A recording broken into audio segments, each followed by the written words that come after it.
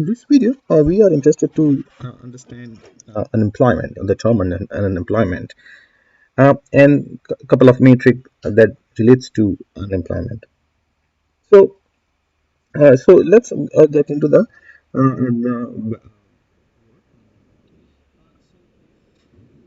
first. Let's define employment. Anyone who is working is employed, full time, part time, temporary. You have own business or you have family member working without pay. All of these are employed people.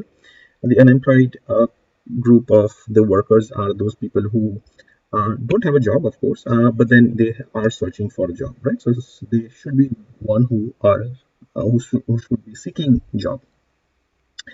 And then the other metric is also relevant, which is not in labor force people. So we have labor force, which is total of employed and unemployed, and then not in labor force is people who are not in labor force, which is not employed, not unemployed, full-time students, homemakers, retired. These are all people who are not in labor force, right? So from there, once you define these four ideas or concepts, we can then look at the two metrics which are very important in the labor market, which is unemployment rate, which is the number of people who don't have a job divided by the total number of people in the labor force. Remember, it is total number of people in the labor force, so it's employed plus unemployed. The second matrix is what is known as labor force participation rate. It's basically showing the strength of the labor force compared to the adult population. So let's take numbers just to kind of tie the ideas. So let's say we have employed people 120 workers or 120,000 workers, whatever is the number or unit. The unemployed people are 30 and the adult population is 200, right? So the unemployment rate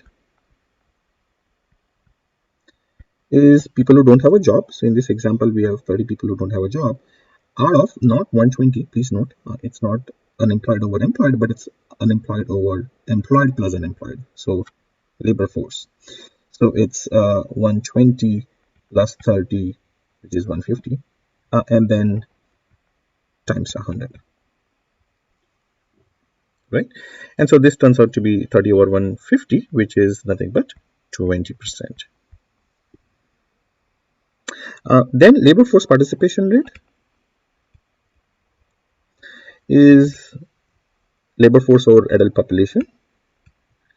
So labor force in this example is, remember, 120 plus 30, 150, and adult population in this example is 200, and multiplied by 100, this will give us 75%.